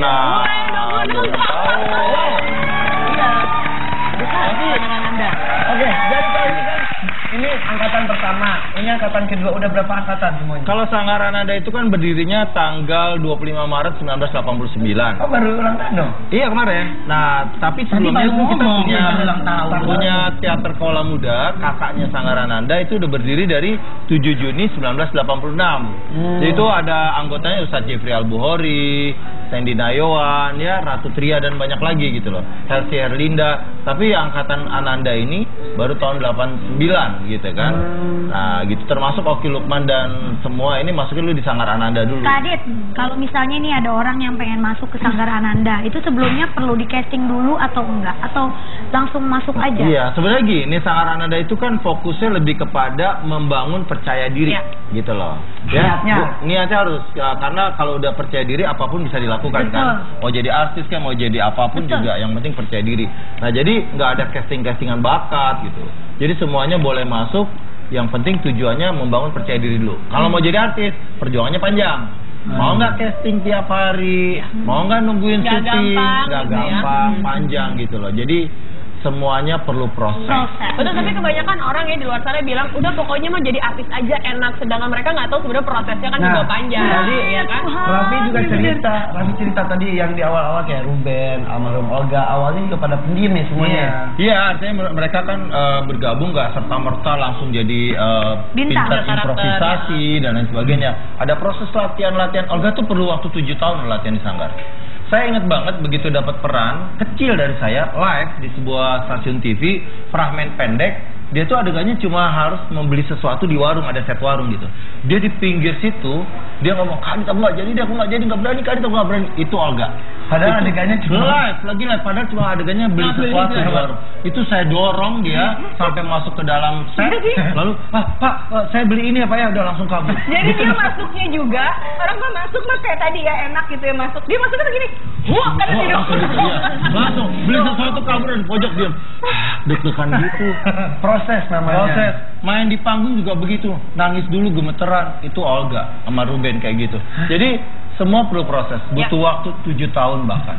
Makanya tadi dibilangnya kalau di Sanggar Ananda itu bukan hanya semata untuk menjadi artis, bukan menjadi artis atau menjadi entertain itu adalah bonus. Yang paling penting adalah di Sanggar Ananda itu Kak Adit membangun percaya diri dan karakter. Nah, itu yang penting. Apapun nanti jadinya ke depannya, yang penting kan rasa percaya dirinya sudah terbangun. Dan Mas Adit tuh nyarinya tuh yang malah yang gini. Aku tuh dulu juga pendiam. Aku tuh kalau disuruh maju, aku di belakang punggung gitu. Malah yang itu yang disuruh maju. Jadi itu dia benar-benar yang bakat-bakat terpendam. Kesempatan. Kata pernah, dia mah pede banget sih, rumpi banget. Kadang-kadang yang nunjuk-nunjuk tangan kan anak-anak yang percaya diri kan pede. Tapi saya akan lihat anak yang jarang tunjuk tangan gitu. Karena mereka harus maju. Mereka yang harus seperti itu ya. Mungkin ibu-ibu di rumah ya kan punya anak yang mau ke rasa percaya dirinya juga muncul lomba sana lomba sini. Atau ada yang mau ditanyain ke Kadit secara langsung, boleh ya, telepon ke nomor di bawah ini, boleh tanya apa aja seputar Sanggar Ananda juga boleh. 0218 256 3880. Ya, mau nanya ke siapapun silakan ya. Kita kembali sesaat lagi dengan Kadit Jagumay dan anak-anak didiknya. Jangan kemana-mana, tetap di Ada aja. Iya, terima kasih banyak. Menyaksikan ada aja. Ada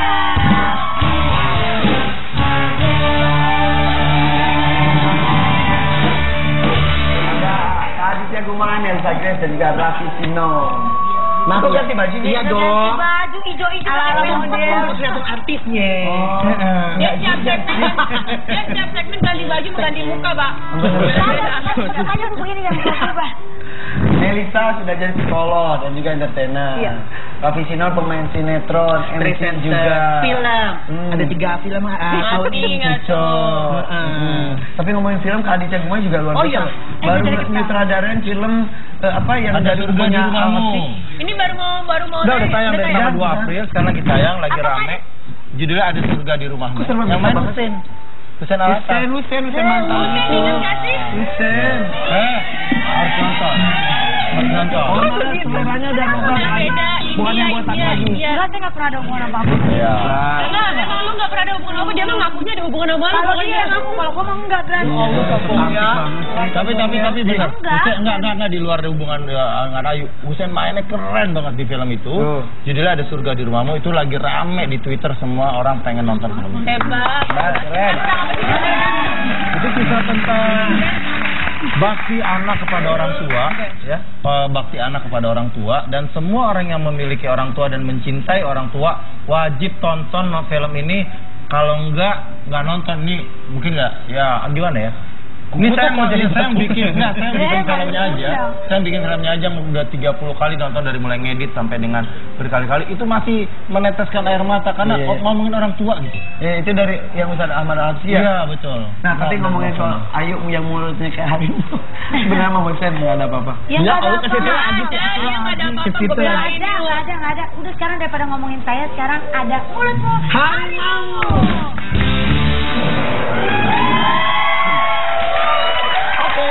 Kita akan tampilkan foto. Setiap foto yang tampilkan kita minta Raffi katakan satu kata saja mengenai foto tersebut. Satu kata. Melisa satu, Kak Adit satu. Kak Adit satu. Oke. Satu, dua. Indri satu. Indri juga ikutan dia karena sebarin. Jangan, Satu. kan gue nggak ikutan. Jangan. Ini segmen mancing keributan nih kayaknya. Ya. Gue udah deg-degan nih. Foto pertama. Oke. Silakan. Kak Oki Lukman. Siapa itu? Gimana sih? Kalau nggak lihat nggak ngeh gue. Kurang terkenal apa? Oke, Lukman. Bawel. Bawel, Melisa. Baru lulus S2. Baru, iya betul. S2. Tapi belum kawin ya. Jangan diomongin. Dia janjinya setelah S2 baru kawin. Baru mau. Dia mau untuk ilmu dulu. Iya. Amin, oke. Adit, oke Lukman, tambah cantik, tambah modis. Yes. Iya, sekarang ya kan. Badannya juga kayak udah tambah ramping deh. Benar. Indri, emang bener. Indri, oke Lukman. Karena aku cucok. Oke. Pintar sih Indri. Bata-bati banget sih. Lanjut. Foto kedua. Nih, namanya Tika Waode. Ngomong nih tuh. Yang mana? Satu kata. Satu kata. Janda. Anaknya lucu itu pada namanya Yoci dijualnya dia. Bukan anak asli pungut itu. Astagfirullahaladzim. Yoci yang suka dijual-jual di puncak. Nih yang buat pakai buat sholat. Yoci yang ini lama makanya. Itu yang buat masak, Panci. Ini tuh yang di salon-salon. Lu tahu banget sih. Lu tahu banget kalau di salah-salah kebanyakan gitu. Kemudian lu gak ada ide. Jangan. Oke. Aku Melisa. Belum. Melisa. Tika Waode ya Lia Waode itu udah kayak gencet gimana Adik kakak ya? Adik kakak. Emang. Tika Waode. Kalau menurut saya pejuang. Pahlawan. Pejuang. Maksudnya saya tahu perjuangan dia. Sampai sekarang pun dia masih berjuang ya. Baik lagi orangnya. Baik untuk kehidupannya, untuk bisa mendapatkan berbagai kesempatan di dunia entertain. Jadi menurut saya dia pejuang. Dia patah semangat ya. Apapun coba. Tambahin satu senior yang pertama kali aku masuk pertama kali di Sanggar yang sangat welcome itu Cika. Jadi dia, hai nama kamu siapa? Lu ceritanya kayak marah ya sama orang ya? Enggak marah. Ini emang gue orang Batak soalnya emang gebu-gebu gitu. Oh Batak? Enggak bukan Batak. Batak tulang lunak. Ya gitu dia emang orangnya. Kayak Bandeng itu Pak. Welcome banget gitu. Kita lanjut. Ya kata dulu yang welcome Cika. Emang Melisa nggak welcome? Belum ketemu. Beda zaman. Berarti bersyukurlah lu gak pernah ketemu dia. Oke. Tapi dia buliannya Olga sama Ruben. Aku ibaratnya sama Mas Adit di lumayan hits lah di Sanggar gitu. Gara-gara tuh anak berdua. Kita kan udah di Sanggar. Bertiga ya. Iya. Saat itu di angkatan dia tuh Olga, almarhum Olga, Ruben, sama Raffi. Tapi yang mau cuy? Iya. Agak susah.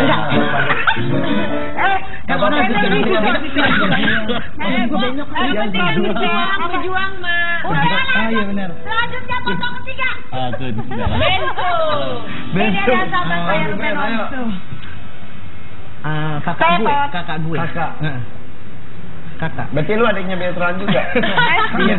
Masalahnya dia ngaku kakak, Rubennya ngaku dia adik nggak? Itu kan pertanyaannya. Ruben mau nggak ngakuin dia adik? Raffi Onsu. Iya benar. Beneran kakak, sosok kakak. Sosok kakak karena emang Ruben kan bawel, maksud bawel untuk yang benar gitu. Satu kata kan, Bi? Satu doang. Tadi ditanya sama dia, gue jawab. Orangnya sabar ya. Terus ketawa. Gue serba salah, ngapain ditanya? Enggak jawab. Raffi Onsu. Tadi dikatanya Ona Susun. Iya. Lagi lah Mas Adit sih. Gemuk banget lu. Oke, Melisa. Best friend. Really best friend. Low profile, best friend. Everything. Oke. Dia Inggris saya ngomongnya. Iya.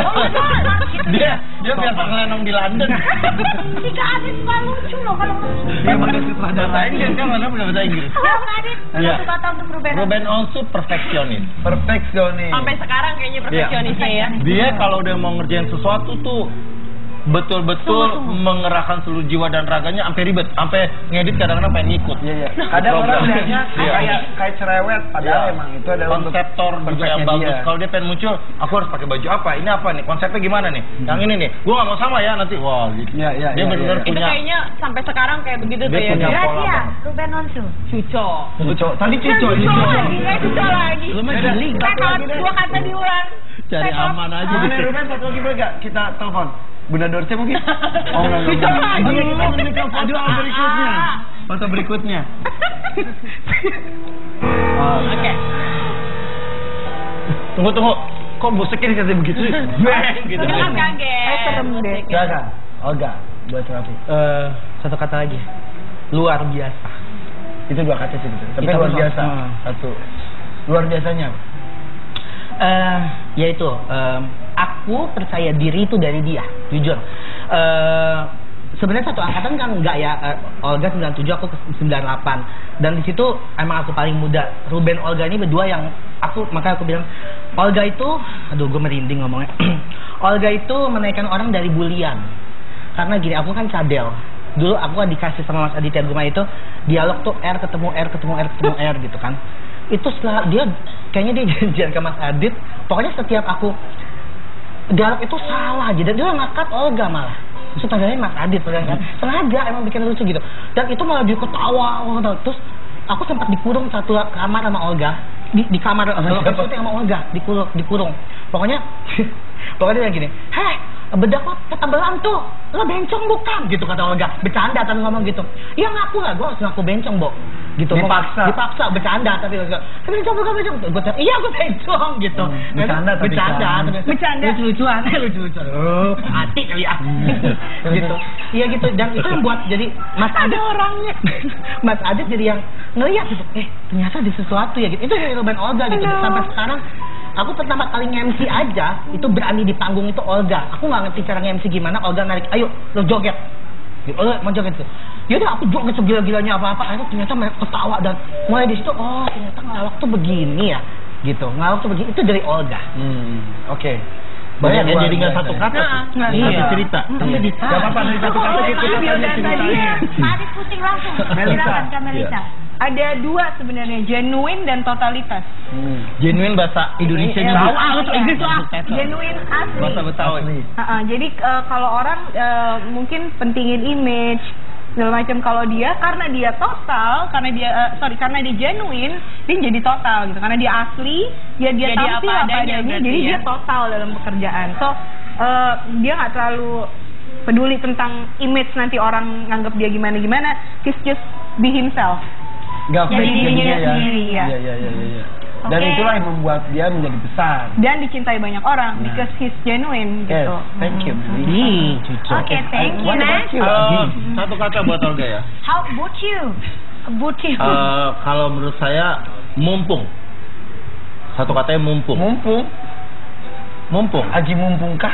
Nah jadi gini, Olga tuh pernah saya tanya, Olga kenapa sih banyak banget acara yang diambil gitu ya, sampai 2 tahun yang lalu bahkan di puncak-puncak kesibukannya, dari mulai acara sahur abis, acara musik pagi beberapa jam, kemudian dilanjutkan lagi dengan acara ini itu, sorenya ada lagi, buka puasa lagi, malamnya ada lagi gitu, kayak nggak ada istirahatnya, cuma di mobil kali ya, di perjalanan. Dia bilang mumpung Kak Adit, mumpung aku masih sehat, mumpung aku masih diperlukan, mumpung aku masih bisa menghasilkan rating yang baik di TV, aku ambil semuanya. Adit tahu nggak? Ada satu acara yang ngetop banget, ratingnya turun-turun, di depak loh. Aku nanti mungkin akan mengalami masa itu.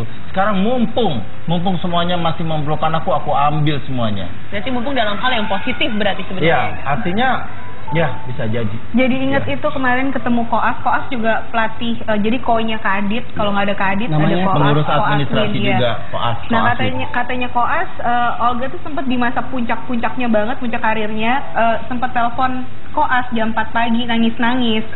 Kenapa nangis-nangis? Capek Koas, kata Koas. Ya kenapa nggak tidur? Ini kan di jam 4 nangis, capek malah telepon Koas. Iya, soalnya aku punya duit, tapi aku tidak bisa ke salon. Nggak bisa terlibat pun nggak bisa. Nggak ada waktu gitu. Jadi makanya, tapi di saat-saat itu yang namanya Olga, apapun yang dia lakukan pasti memancing orang untuk tertawa ceria, karena ya dia genuine gitu. Jadi dia nangis pun juga lucu, masih in terms of lucu gitu loh. Iya. Tapi itu yang terjadi. Makanya banyak sih karya-karya yang benar-benar ditorehkan oleh Olga ya. Orangnya udah nggak ada, tapi karya-karyanya masih bisa dinikmati. Nah itu dia.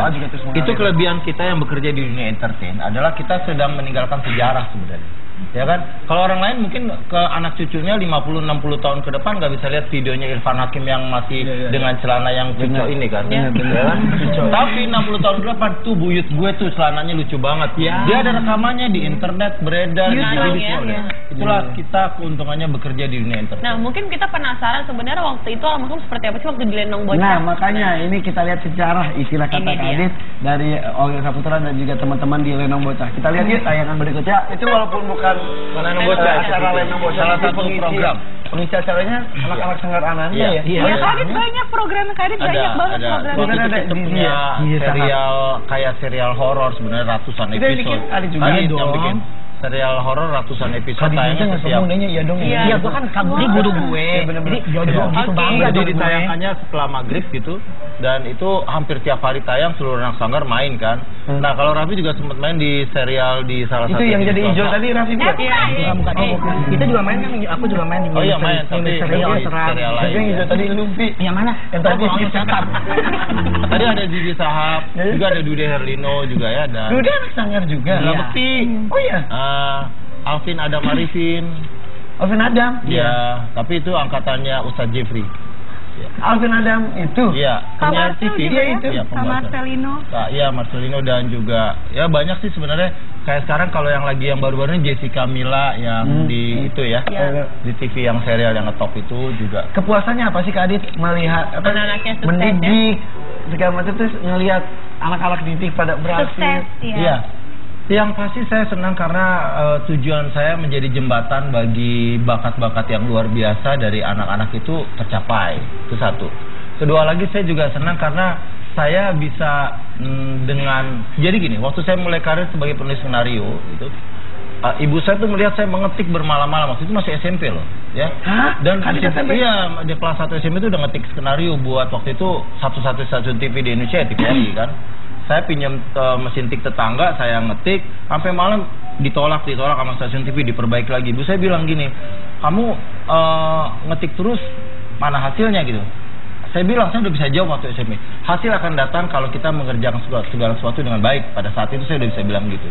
Nah saya sekarang ibu saya juga bilang, udah sekolah aja karena sekolah itu kamu mendapatkan ijazah dan ijazah itu nyawa kedua kamu.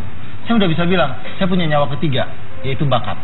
Dan saya sekarang bisa membuktikan bahwa kita bisa hidup dengan nyawa ketiga kita, yaitu bakat. Termasuk anak-anak Sanggar Ananda semua yang berbakat, membuktikan pada orang tuanya bahwa bakat mereka juga bisa sama hebatnya dengan ijazah yang mereka dapatkan. Tapi dari kan kenal Ali itu udah cukup lama ya Kadit ya. Tapi kan bisa tahu sampai mendasar ini baru sekarang loh, dan hebat, berarti dari SMP udah punya pemikiran seperti itu. Jadi dia turunin semua bakat-bakatnya ke anak-anak buahnya. Jadi kita meyakinkan kepada para orang tua kita bahwa anak yang berbakat itu barangkali memang ditakdirkan untuk bukan hidup dengan ijazahnya gitu. Tapi hiduplah dengan bakatmu. Kan ada orang yang ditakdirkan hiduplah karena warisan orang tuamu, hiduplah karena ijazahmu, karena sangat pintarnya ya. Ada anak-anak yang berbakat di dunia entertain, menurut saya hiduplah dengan bakatmu. Kata Tuhan mungkin begitu. Tapi kadang orang tua ya kekeh aja, sekolah. Dia melupakan mengembangkan bakatnya. Walaupun pendidikan juga sangat penting. Penting banget. Bakat juga nggak bisa diabaikan. Ya kan kita punya juga multiple intelligence. Nah, jadi bukan cuma sekolah ngomong. Jadi bukan cuma IQ doang, tapi juga ada EQ gitu, dan juga ada social intelligence juga. Nah, emotional intelligence dan social intelligence, kecerdasan sosial dan kecerdasan emosi ini yang kadang ya suka lupa diajarkan oleh baik orang tua ataupun guru-guru. Memang sekarang dengan kemajuan perkembangan pendidikan itu sudah mulai diajarkan pembentukan karakter di sekolah gitu. Tapi di zaman kita dulu masih kecil-kecil gitu, memang pembentukan karakter itu ya ini lewat Sanggar Ananda gitu. IQ dan SQ. Udah kita kan rendah udah semuanya, udah nggak usah diomongin IQ-nya.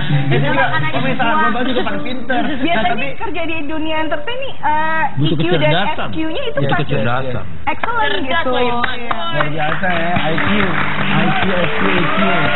Nah, kali ini hebatnya sanggarnya Kak Adit. Tepuk tangan kencang, wah giliran orang apa. Tapi ini nih, hebatnya sanggar Kak Adit itu bagi anak-anak itu jadi itu loh. Keluargaannya tinggi loh. Ibu kontrakan gitu ya. Pada semangatnya banget, lu pada belum makan.